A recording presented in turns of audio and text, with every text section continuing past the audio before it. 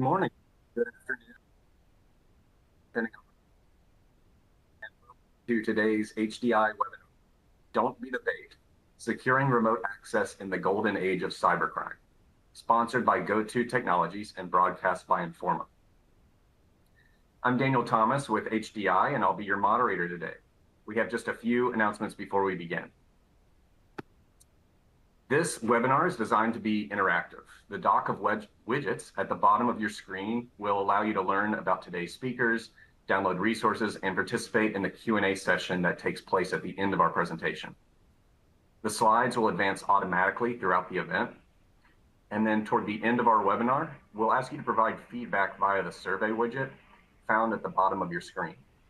Please take a minute to fill this out before leaving us today, as your feedback really provides us valuable information on how we can improve future events. Lastly, if you're experiencing any technical problems, please click the help widget found at the bottom of your screen, or type your issue into the Q&A window, and we will be glad to offer one-on-one assistance. Now on to our presentation, which is called Don't Be the Bait, Securing Remote Access in the Golden Age of Cybercrime. Discussing today's topic, I am joined by three experts. Chris Savio, who is the Senior Director of Product Marketing for GoTo Technologies. I'm joined by Rob Farrell, who is the Assistant Vice President and Chief Information Security Officer at Internet Security. Thank you all for joining me today. We're really so excited for you to be here. If you want to, for our audience, if you want to learn more about our speakers, you can find their bios in the speaker bio window on your screen. And again, if you want to ask our speakers any questions, please use the Q&A window. So let's get started. Really what's framing our discussion today is the notion that cyber attacks on remote tools and endpoints have drastically gone up in just the last few years, and organizations that really fail to secure remote support channels are setting themselves up for disaster. So with that in mind, Phyllis, I would love for you to kick us off. I've got a question for you here. Could you, for our audience, kind of set the scene? What are some of the developments that have contributed to this perfect storm where we see cyber criminals actively pursuing and exploiting remote vulnerabilities? Yeah, sure. Thanks.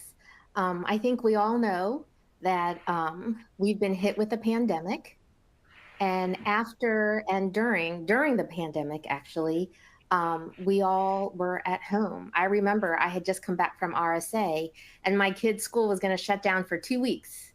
We were going to batten down the hatches. Everyone's going to go back, and life was going to be normal, right?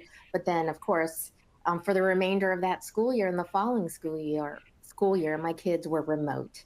And all these offices that were in person, including the government, I live in Maryland. We have a lot of government workers. My husband worked for the government at that time, had to figure out how is it that we can support our remote workers. People cannot be home and not working. And so especially taxpayers expect those federal workers to work. And so what we saw was, number one, poor IT staff trying to figure out how to support remote work, how to support remote school.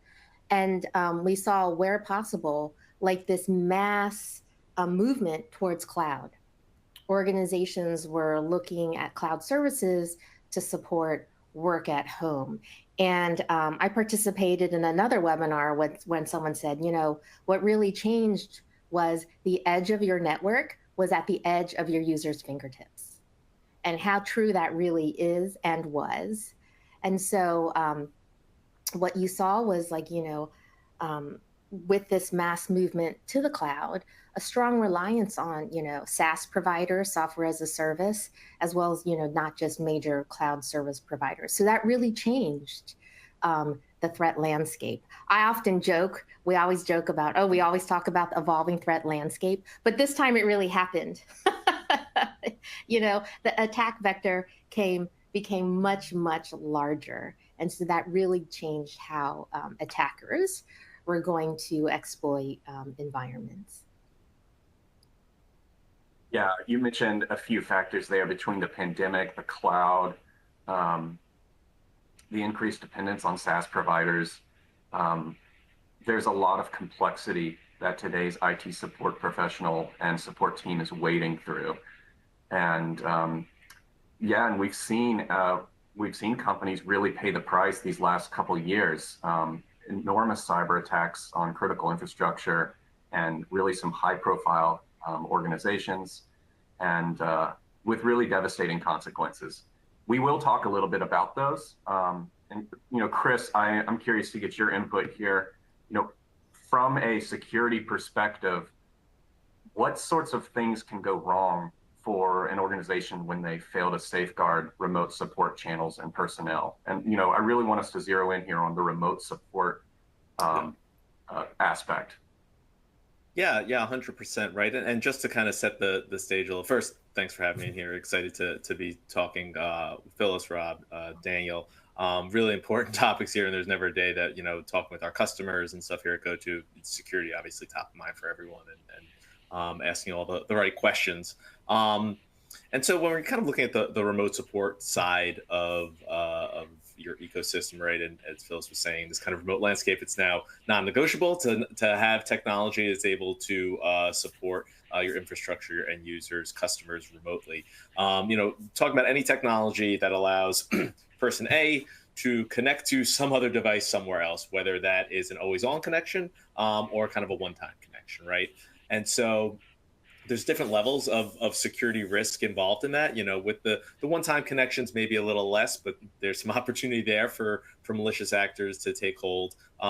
Whereas if you kind of look at on the always-on connection, definitely some more risks and things associated there, and we'll dive maybe into a little more of that later on. But I think the key thing starts from securing from the first end of it, just securing kind of entry points, right? So simple things like multi-factor authentications, setting up, if you have really trusted and good SSO infrastructure, making sure you're using tools that have the ability to leverage that, right? So everyone's kind of using one thing. Password requirements on these things. So not just multi-factor, but looking for solutions that have different password requirements. Things like that are easily exploitable, right? That kind of front door, kind of first line of defense. But then you kind of look, a little bit further down from other things, right? Are maybe things that aren't from a malicious kind of entry point, but more about maybe how a tool is being configured, right? Who has access to this tool and what levels, right? So this kind of role-based access control, which is really kind of a common thing to make sure that people only have access to certain tools or technology that they need to get their work done, right? So if you have tools that are remote support, make sure that the individuals in your help desk team, your support team, individuals that actually only need those are the only ones with access to those, right? Not kind of just unlocking it for everyone. And the other thing I think that's fairly common from the ability to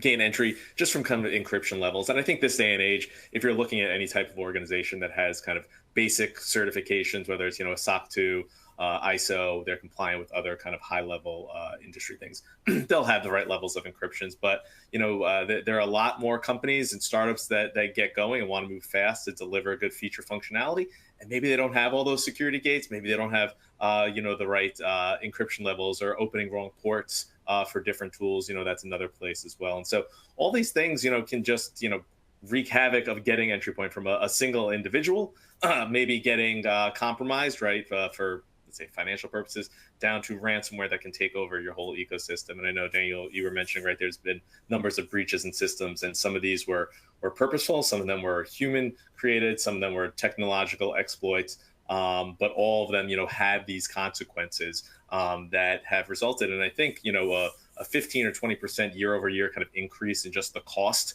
of these breaches that are occurring to individuals. And these remote tools are definitely a necessary vector, but unfortunately do kind of open up some holes for companies. Yeah, really great points.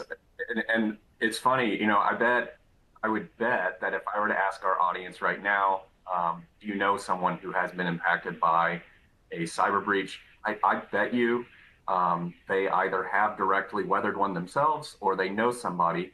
And I'm one of those people because it's funny. I was just catching up with, had a call with my mom this last week, and I was asking her about how her work is going, and she's a nurse down in Birmingham, and her entire work, her hospital has been affected by the Ascension Healthcare attack. So it actually shuttered operations, and they couldn't do just their normal work. They had to implement a lot of workarounds. There's a lot of like real world consequences when these attacks are successful.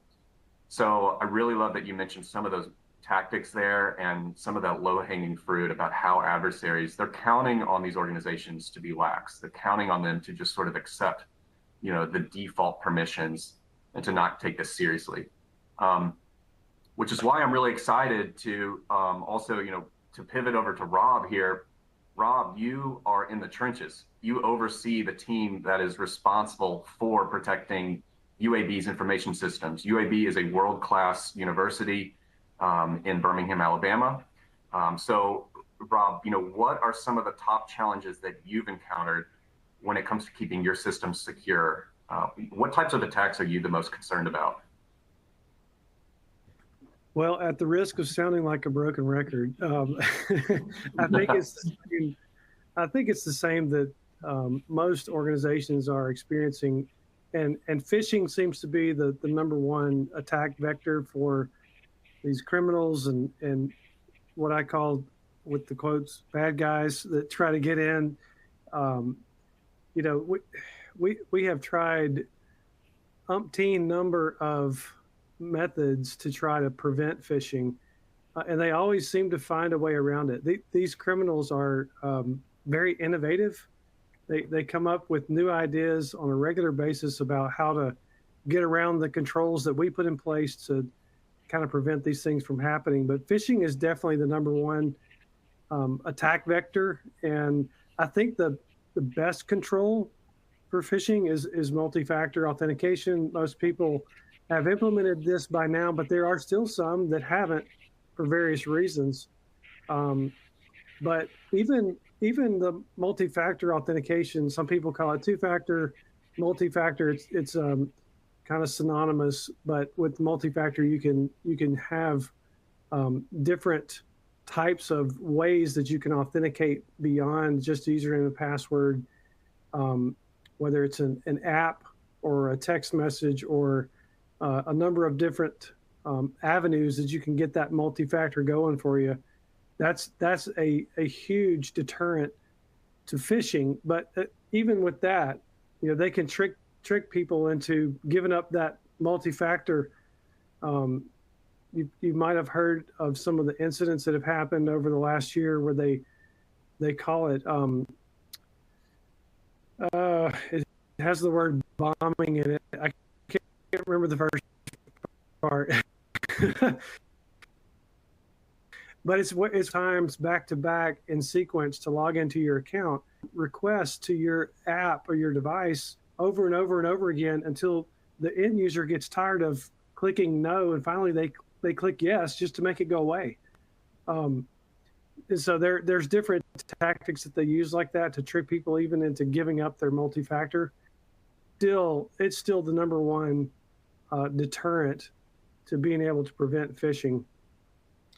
So definitely that's the most prominent thing that keeps us up at night. Yeah, and on that point, are there any incidents that your team has encountered that, attempted attacks or breaches that your team had to go into action, and what did you learn from those? Yeah, absolutely. We have, and one in particular I've actually spoken about publicly before, so this is not something that's just being divulged today. So we had an incident a couple of years ago, actually happened on a holiday. So, the team was at home. So let me back up a little bit. Our security operations team is a 8 to 5, Monday to Friday, with an on-call rotation that happens after hours. So if something happens at night or on the weekends or holidays, we have an on-call person that's designed to respond to those things. Well, fortunately, we had just installed a new EDR tool to exist on all of our endpoints. And with that tool came a monitoring component. So the vendor that supplied that tool, they were going to monitor the events that were coming in 24/7, 365, which was just a lifesaver in this situation, because this on a holiday when the team wasn't working normally, and we got an alert that morning of some suspicious activity that we needed to look into. The internal SOC of my team started investigating. So that holiday was on a Monday. So by mid-afternoon, we had pretty solid evidence that this was a major deal. So everybody gets engaged. We are all hands on deck, and we're starting to engage a third party to help us investigate and to respond. And fortunately, our cyber insurance requires us to have certain vendors sort of on retainer, so that if an incident happens, you don't have to worry about getting some sort of contract in place. It's going to take days on end. If you've got this retainer in place, you can instantly call them and have them working on your problem. So we got them on the phone, got them working, and had them retained within, actually, I think the official retainer or the official engagement started on a Wednesday, 2 days after we had gotten notified of the event. But that whole week, it's like a blur in my memory, because it was so intense.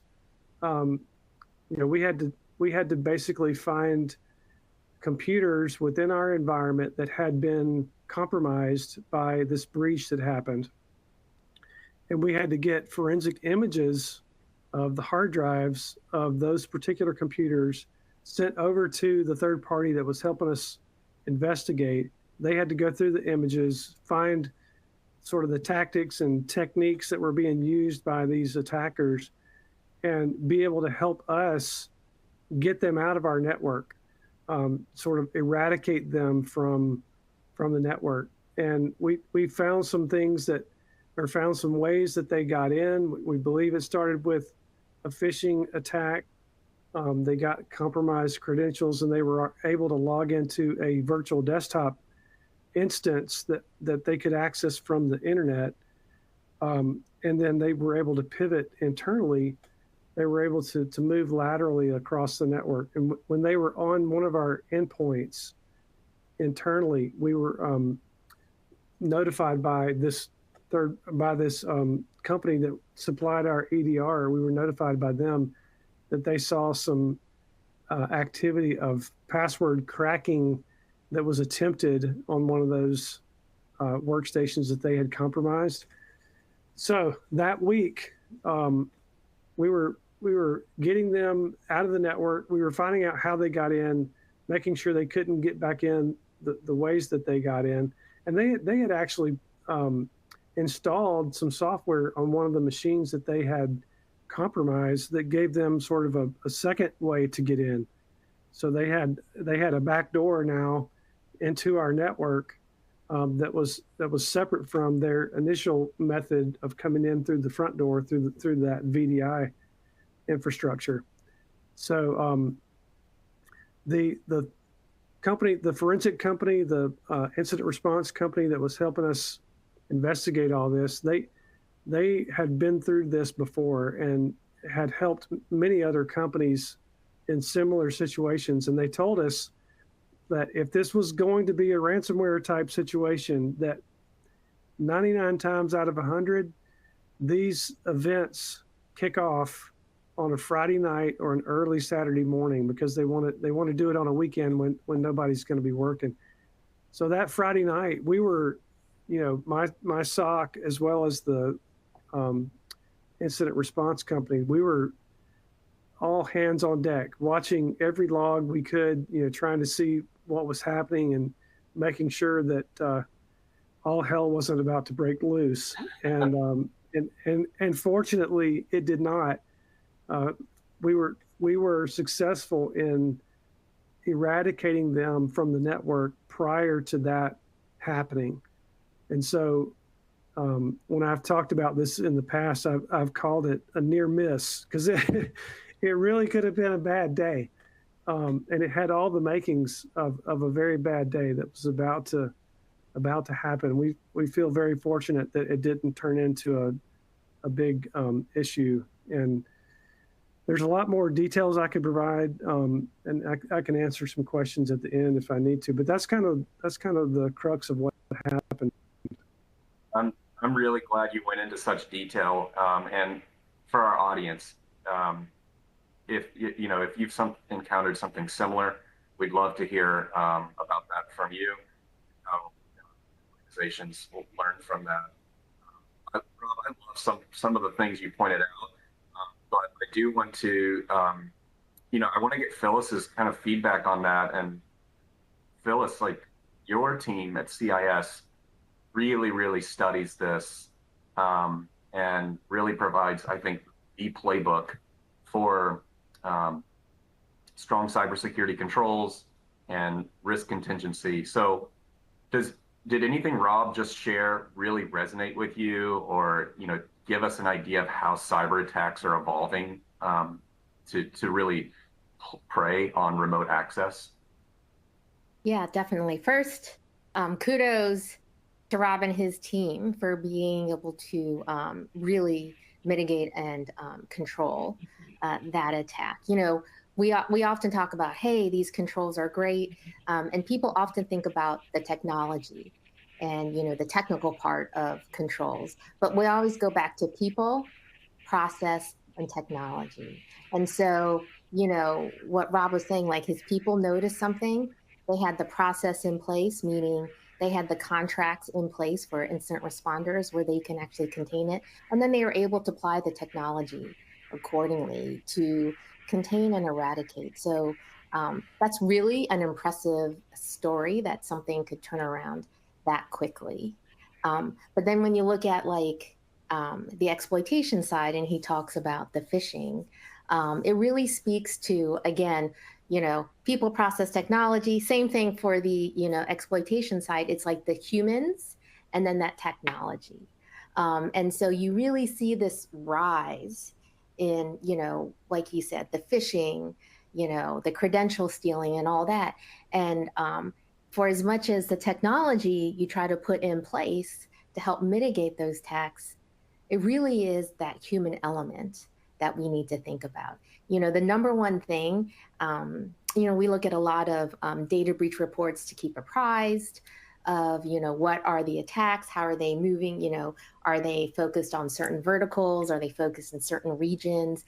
And what we're seeing is pretty much universally, everyone's getting attacked the same way, regardless of if you're in financial sector, education, manufacturing. It really is getting those credentials, credential theft and phishing in order to do that. And that really is that human element. And, time and time again, when you look at these threat reports, the number one thing you can do is really have that user training. And that is really vital.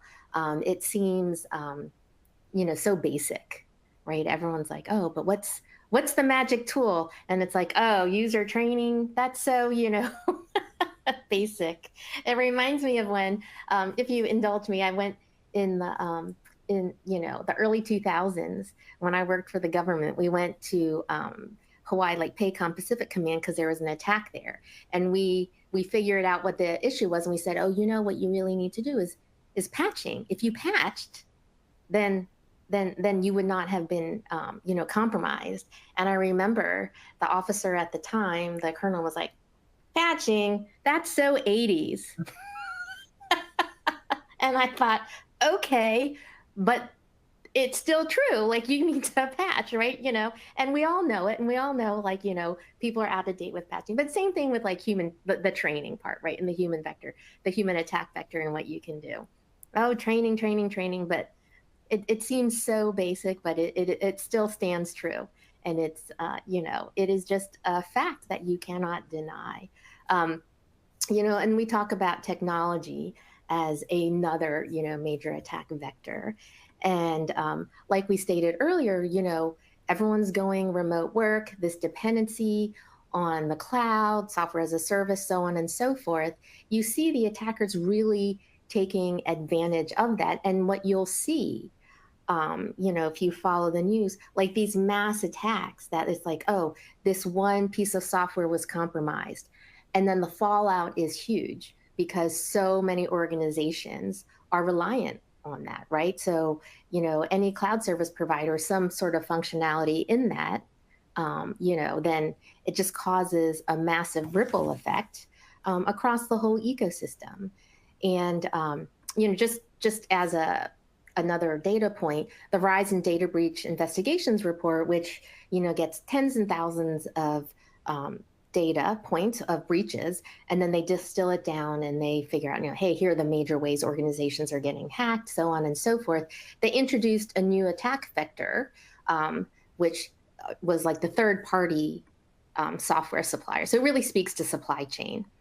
And, they're like, 15% of breaches, which doesn't seem like a lot, but actually ends up being a lot, are due to these software, third-party software. And that's a 68% increase from last year, right? Because more and more organizations are moving towards cloud and using these remote services. And so again, it's not just like you're on-prem. I'm going to have Exchange on-prem. I'm using mail in the cloud. I'm using, all these services in the cloud. And so then, it's a target-rich environment, right? And it's economies of scale for a hacker. I could just get to hack this one data point or this one area, and then just mass across, multiples of industries, multiples of locations. I can have access. It's scary. You put it that way, but yeah, and I really like that you pointed out the human element here as to what Rob was telling us earlier. They wait until Friday night, or they wait until the holiday or the weekend. They're counting on these human, these structures, these routines that we take for granted, and really exploiting that, along with the gullibility factor of seeing a suspicious link, and we've all been guilty of that at some point, of clicking one of those and then going, oh my God, what did I do? So Daniel, yeah, Chris, go ahead. One other thing, just to add to Phyllis, I think while a lot of good has come from the recent advancements in AI, a lot of bad too, right? Specifically in this kind of phishing area, right? Everything, whether it's personalized phishing, adaptive phishing that's using AI to, identify, well, which tactics have been most successful, right? We start doubling down on those. Deep faking, all that stuff, has just made humans so much more susceptible to these, right? And so on that training point, right, it's imperative that you run those different scenarios and stuff. I know one of the things we do, our security team does here at GoTo is they have lots of education on security, but they're constantly running test phishing emails out to employees, right? And if you got to report it. If you don't report it, you have a certain amount. You have to go through other trainings and things like that. Again, to kind of just drill into it. Always, unfortunately, you're in a world now with any email you get, you need to be a little suspicious around what this is, what I'm looking at. And the other piece of it, from the technology side, Phyllis, that you were saying, I think some of it, unpurposely malicious on even a human side of like with shadow IT, you have employees that are installing stuff all over the place, right? You could vet all your technology and know that all the companies that are actually supplied and being procured properly are secure and safe, right? They're not going to have penetration. If you have one or two employees that are going rogue and installing things and things like that to try and, not purposely, just help get their day done and be more productive, kind of opens you up as well. And so, yeah, it feels, I don't envy someone like Rob, right? You're kind of always chasing the tail here in kind of a circle, it feels like. Yeah. Yeah, and I think Go ahead. that really speaks to like the policy backed up by technology, where it's like, hey, people are working at home, and do we have the policies in place to actually, deal with that? Like you said, people are just trying to get work done. So you're like, oh, okay, I'm just going to install this. I'm just going to install that because it helps me get my work done. But is the policy in place, number one, and the training to say, hey, worker, don't do that? And then is it backed up by, the technology to maybe prevent some of those things getting loaded, perhaps? But I think that's an excellent point, the shadow IT, because that's huge. And I do want us to keep that front and center and talk about, this brings up the training question. How do you keep your staff vigilant? So obviously the IT support professional today really has their work cut out for them. Rob, I think you would probably agree with that. What sorts of mandates or guidance are you relaying to your staff to ensure that they stay up to date and that they're aware of the adversarial playbook that's changing constantly? How do you keep your staff vigilant? Yeah, one of the things that my team does, in particular, the SOC or the security operations team, that they have a training opportunity that we supply them with an organization called SANS, or the SANS Institute. And SANS has just a laundry list of different classes that you can take, depending on which area you want to get into. So whether it's cloud security or penetration testing or malware reverse engineering, there's a whole litany of training opportunities that the SOC can focus on. And so they look at that and sort of develop a training plan, and their manager kind of helps them develop that plan based on the roles and responsibilities of each individual within the SOC. But also, I have two other teams besides the SOC. We have a risk and compliance team that kind of does risk assessments of third parties and applications. And then we have a threat and vulnerability team, and they are responsible for doing vulnerability assessments as well as penetration testing. So they've got some very keen training needs for that team, whether it's the advanced pen testing or I just had one of our senior pen testers finish up a class on wireless pen testing, so he can be sort of an expert at looking at all of the wireless implementations that we have across the campus and make sure that they're secure.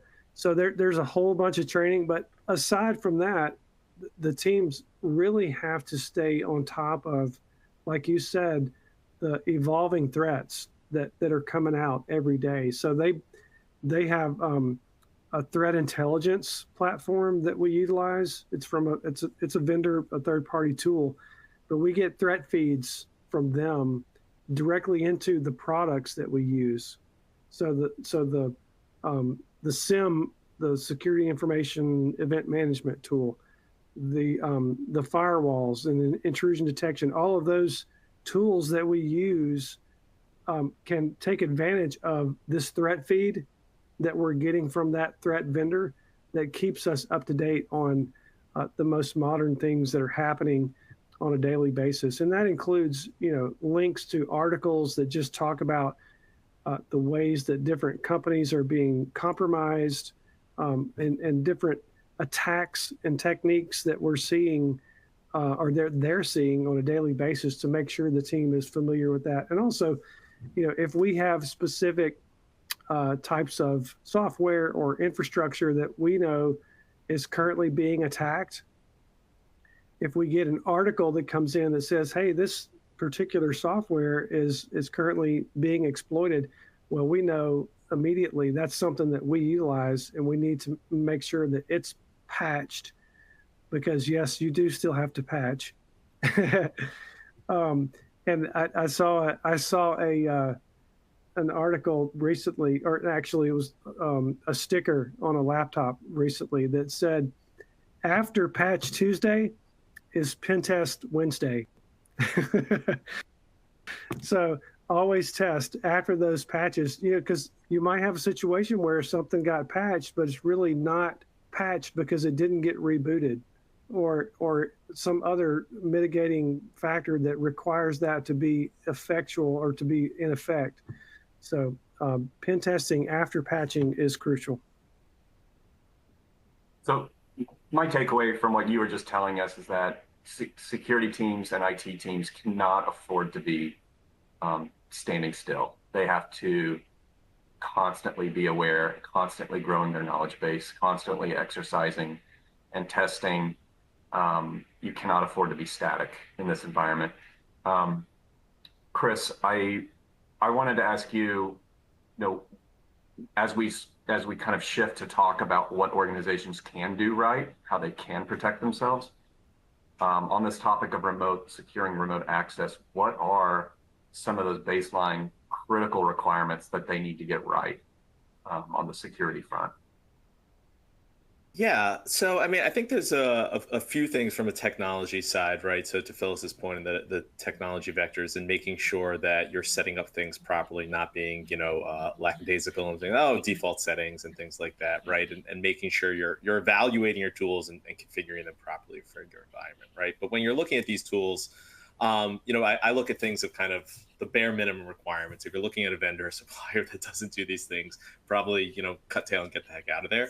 Right. And then there's probably some advanced things based on, maybe industries that your organization's in, things that you need for maybe your cybersecurity insurance and so forth. So, from a foundational standpoint, any of these remote tools, and we talked about these, some level of, enterprise level authentication things, right? So password requirements, multi-factor, so all these things that you're making sure you're turning on and requiring for all users that have access, and that access control that I mentioned earlier on to ensure that whether you have a privileged, like a PAM system, whether you're using kind of like Active Directory or Entra ID now to provision and take things away, down to the actual granular controls within the tool of, these remote technologies can do a lot of things besides just going to remote control, right? You're pushing out scripts, doing things behind the scenes, running patches that, need to be tested before, changing settings at BIOS levels, right?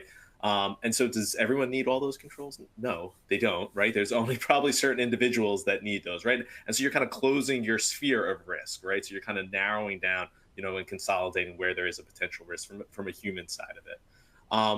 The other thing that I think some companies take for granted, right? And I think Rob kind of alluded to this when he was talking about, the incident that had happened at his organization, is ensure vendors you're working with can help you with audit trails, right? Like, make sure that there's the reporting and logs available, that if it was something that their tool was used for a malicious reason in your system, can they be your partner in figuring out, okay, where were things accessed from? What are the reports available to you as a customer? What other reports are maybe available and logs available to them behind the scenes that they can also help you identify, okay, we figured out this individual person, where else did he propagate through, right? Can you follow that trail? Can you identify, were they spoofing different IPs? And can you kind of identify that piece of it? So, when you're doing your assessment of these vendors, ask those security questions that go to that level. And then I'd say, kind of, if you're pushing kind of that extra mile for these kind of remote tools, I think a common thing, if it is this kind of, what people don't think about, this one-time remote support tools. And there's a lot out there. GoTo has some with our Rescue product or our GoTo Resolve product. And there's a number of other vendors out there, right? And these are really used with those traditional, hey, here's a 7 or 9-digit PIN code, put it in here and someone can remote control your device, right? And this is a main vector used by lots of phishing people, lots of cyber criminals. And a lot of companies use it to support their employees or their customers. Go the extra step of setting up your own customized kind of PIN page where people can't go in and spoof your company, right? Just because it's one time, you could have someone, they can guess, right? There's maybe 6 to 10 vendors out there that do this well at scale.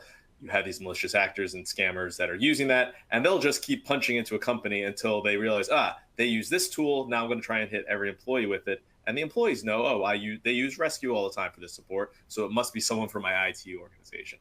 Well, if you set up and have maybe IP validation, you have your own custom, hosted PIN location or stuff like that, these criminals then can't use your own tool potentially against you for that end of it.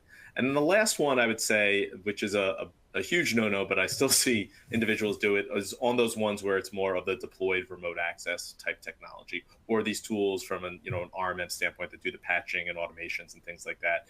So there is a host technology on a device, right? So you're kind of always leaving a door potentially open for if there's a backdoor entry at the vendor or somewhere else.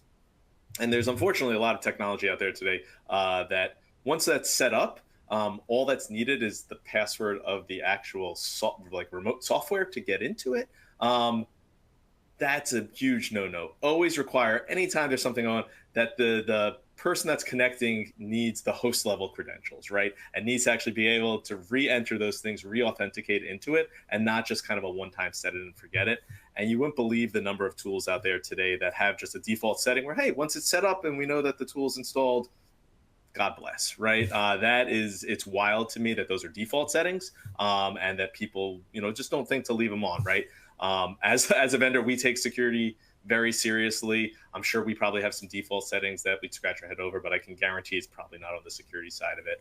And so don't always trust your vendor. I'd love you to trust us, but it's okay to question and do some of that rigorous testing. So those are just a few of the things, Daniel. I love the honesty there.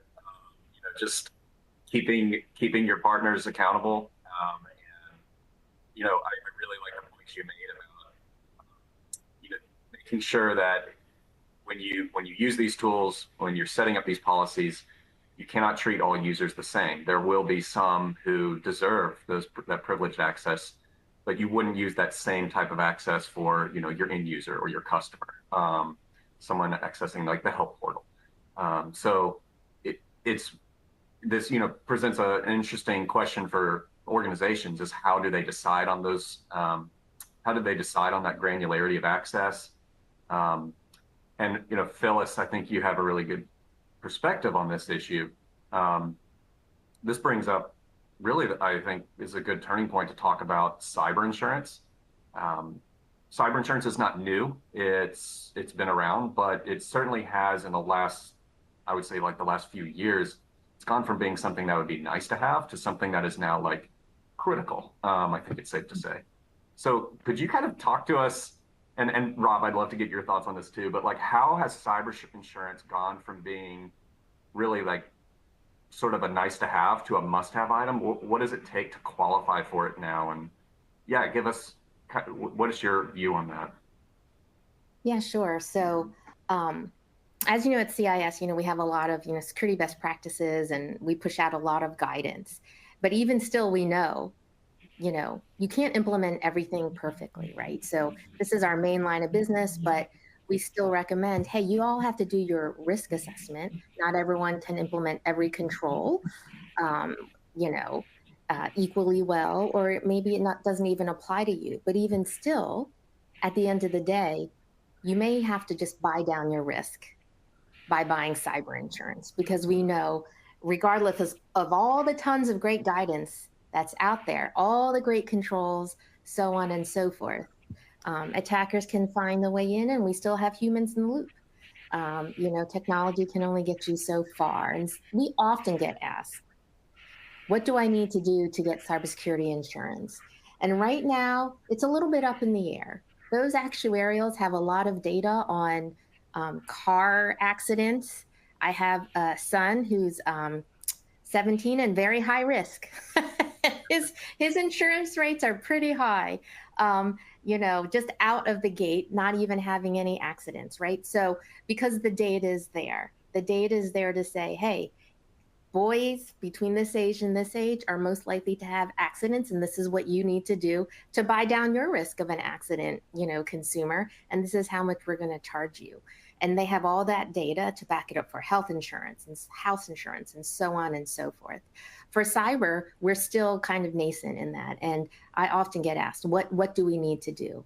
We have some anecdotal data to say, hey, I represent CIS Critical Security Controls, Implementation Group 1, or Essential Cyber Hygiene, which has all the components that you just heard Chris say. And then, of course, Rob, those best practices is what organizations that insure you are looking for. Like if you don't have MFA, forget about it. You're not going to get insured. I can guarantee you across the board, we have looked at dozens and dozens of cybersecurity insurance questionnaires. They all have MFA on there, right? So there's certain kind of must-haves. At this point, you know, it's not necessarily true that you're going to get like major deep discounts. However, we have heard that some organizations can get a discount if they implement something like, for example, the controls and safeguards in IG1, or their rates don't go up super high. What we do see is that these cyber insurers are seeing incidents happen to their customers. And as they do that analysis and as they see that attack vector come in, perhaps they'll add one more question. And so we do see that, oh, it's like this moving target. Every year there's one more question added to my questionnaire. And now I have to do this. What can I do? You know, and a lot of times I've heard that cybersecurity insurers work with an organization. So I think that's also very hopeful and helpful. So, you know, all the things, again, that have been mentioned in this webinar, you know, those basics that, you know, Chris just mentioned, those are things that organizations should be implementing to help them get cybersecurity insurance and to make sure their rates don't increase. But I'm sure Rob has great personal experience. Yeah, I can definitely talk about cyber insurance. It's been a love-hate relationship. Yeah, so we have a questionnaire that has to get filled out every year. Fortunately, they have matured that process so that they carry over our answers from the previous year. So I don't have to redo the questionnaire every time. But to your point, Phyllis, they tend to focus each year on a few key areas that are sort of top of mind. And when I say top of mind, what I mean is they know the claims that have been dealt with by the insurance carriers. And when I say they, let me back up for a second. We actually utilize a broker. So our broker looks at a number of different insurance carriers to help us get the best deal each year. And so our broker is the one that has this questionnaire that they put together for us. So that's who I was referring to when I said they. But they just last year kind of focused in on a couple of key areas that we have talked about, one being privileged access management. Also, interestingly, and I didn't see this one coming, but one of the key questions last year was, have you assessed all of your websites for a pixel and cookie tracking? So apparently there had been a number of lawsuits or claims that had come in, privacy-related claims against organizations that were tracking the usage of the people who access their sites. And so if you don't have a disclaimer on your site that talks about cookies or the tracking mechanisms that are embedded within that site, you could face a lawsuit. And so the insurance carriers are real keen about that. So that was kind of the big deal. But so we have our main questionnaire that we fill out. Then we have a ransomware supplemental questionnaire. We have another supplemental questionnaire that has to do with biometrics, like what type of biometric data do you capture and do you keep and how do you protect it? So it's quite extensive. But again, I think the process has gotten better, so we don't have to reinvent the wheel every year. And fortunately, we actually saw a decrease in our premiums last year because we had shown this due diligence of meeting all of their demands and making sure that we are doing what we should to protect our data and our customers. So it's fun. Can I add one more thing? Yeah, go ahead. Sure.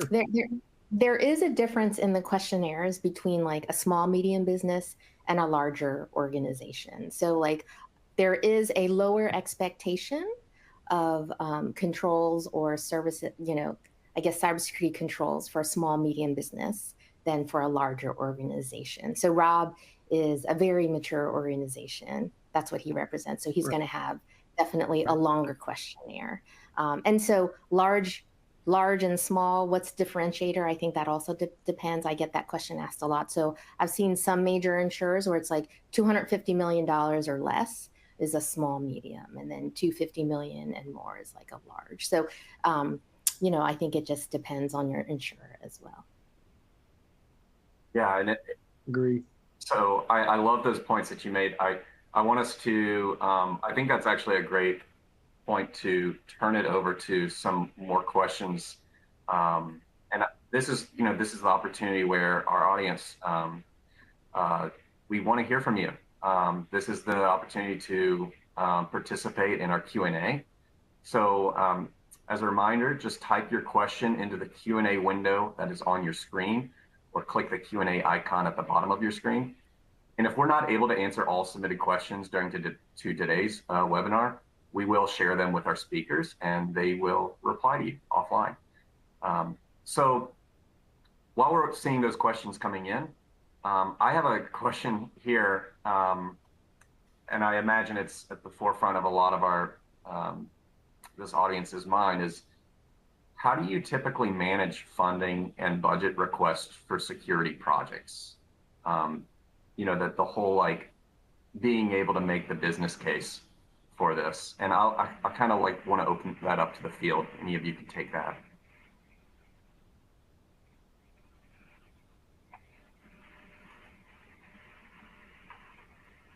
I guess I'll break the ice. So we often get this question asked at that's CIS. probably So more applicable for me. Yeah. Either of you can take it. Go ahead, Rob.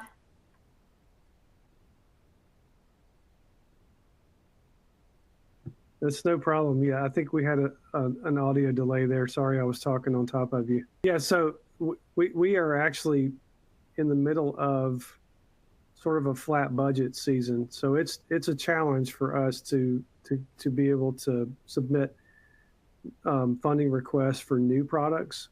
Most of what I've been able to do in a season where we are under a flat budget is to look at the current tools and technologies that we have and work on process improvement. And sometimes that might mean replacing a tool.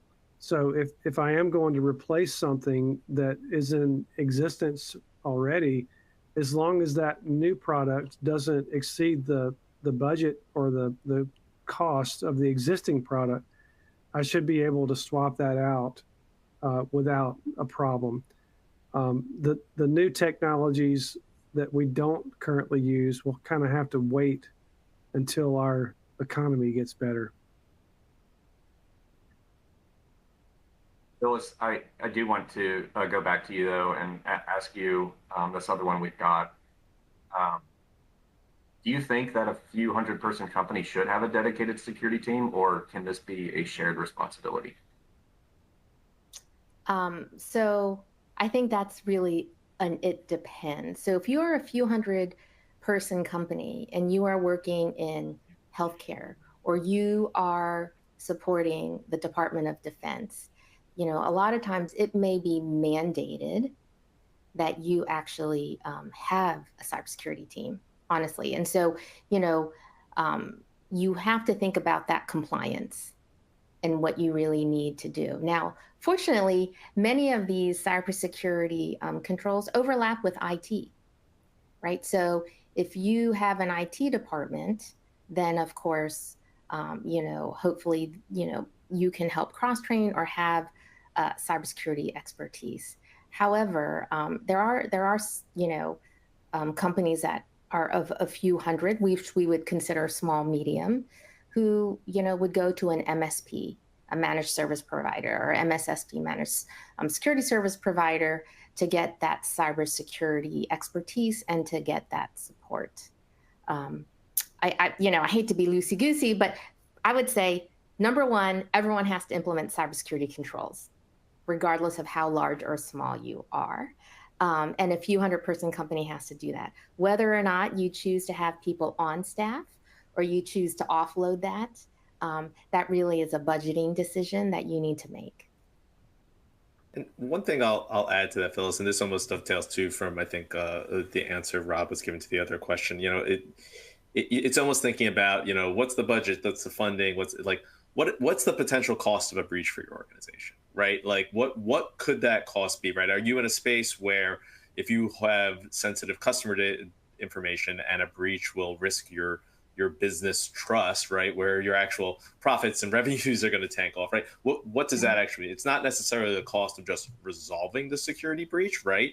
What is that additional cost or impact on your business? Is it a situation where you're maybe a mid-sized accounting firm where you have tons of sensitive data and information from a financial standpoint, where if that stuff got out, you've basically ended your business, right? You've opened yourself up to lawsuits and all these things, right? So the cost of one or two security people on staff that are just dedicated to that probably outweighs, maybe something else if you're making those trade-offs. And so I think that's a perfect answer for this. There's some great MSPs that specialize in it. They can get you up and running, and then maybe you take it over in-house. But you really have to weigh of like, hey, if X, Y, or Z, if there was a breach or someone got in or we were phished, like what's at risk here? What's the total cost of this potential breach going to be? And you sit back and do the numbers. It's actually a lot more than you probably think, even if you're only a 100 or 200 person organization, unfortunately. I think that brings up an excellent point, because there is a higher expectation of privacy right now in this country, for sure. And what you see is the legislation moving across states that, it's not just healthcare data anymore, it's all data. And so what we see are like these safe harbor laws, meaning that if you are an organization, right now they're in 5 states, if you are an organization that reasonably implements a cybersecurity program, by name they include CIS critical security controls and of course NIST, CSF, or the 800-53, then you can be sued only up to a certain amount. And that really is incentivizing an organization to implement a cybersecurity framework. And that's really is what you're speaking to, Chris, in my opinion, is that you're going to probably get sued. And so what does that mean for your organization if you really did not implement a reasonable cybersecurity framework? And so these safe harbor laws are there just to help protect vendors as well, or organizations, against perhaps going bankrupt. We have a good question that just came in, and there's a little bit of text to it. I do want to read it off. This person says, in the past, to reset an employee's password, the service desk would validate identity by something for example, date of birth, employee ID, last 4 social security number. They say organizations have now strengthened their validation process by adding MFA into the process, but hackers have countered and taken over the target's MFA. For example, changing phone number in the MFA system. And then they attempt to reset the employee's password. So this person's question to you all is, what changes are you seeing in service desk validation processes to provide a strong password reset process? Yeah, so Daniel, I can comment on that. One of the things that that we have changed, and let me just say regarding the MFA system, if someone was to get into that system and change the phone number of the registered user, there would be logs in that system to show that a change had been made recently. So that would be one red flag that we would be looking at in dealing with this type of situation. But one of the things that we are also implementing is validating someone's identity by doing a Zoom call or a Teams call with an individual.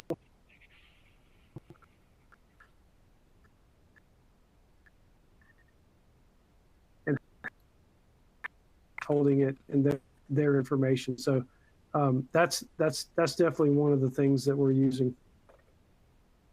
Thanks, Rob. You went out a bit there, but I think we heard a good portion of your answer. I do, aware of the clock that we have and that we're wrapping up in just a moment. I do want to give each of you a final word. What is your hope that our audience takes away from today's discussion? Phyllis, let's start with you, and then we can go with Chris and then Rob. Yeah, sure. So while, of course, the threat landscape did evolve and we have remote work, you know, for the past few years, the basic blocking and tackling, MFA, secure configuration, access control, those security controls are still important and they're in play. So, the data shows us that if you implement a cybersecurity program or use a framework, you will be more secure and you will be protected under the law in many states from getting sued up until a certain amount. So please, please, please choose a cybersecurity framework, follow it, and implement those basic, blocking and tackling types controls. I guess my maybe it's double barrel takeaway. I think it is, coming obviously from the software side. Just make sure you're doing your full due diligence. I'm not quite saying that people aren't, but kind of asking those additional questions that are necessary, making sure that there's the customization flexibility, whether it's in the access controls, whether it's in the reporting capabilities or so forth, that you are. That come with any technology that presents both a front door and back door into your systems. Don't just take companies at their word. That the defaults are set up and things like that. And last little nod: please stop using meeting tools for remote support. There's huge security gaps in those things. I just please didn't bring that up, but it's using Teams or Zoom or any of those. It's not there. There's no. We could have a whole call about the security holes and things like that, not to even mention the experience side of it. But if you want to close some security loopholes, go to any type of purpose-built remote tool instead. Sounds like you've got some PTSD from seeing some of that. Great point, though. Rob? No, I would agree with all of those comments. The only closing comment that I would make is, first of all, sorry for the lagging if my video has lagged.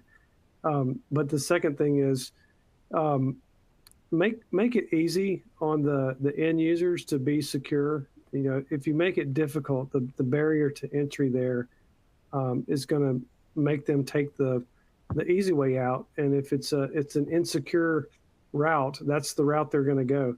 So make the secure route the easy option, and your end users will help you keep your organization secure.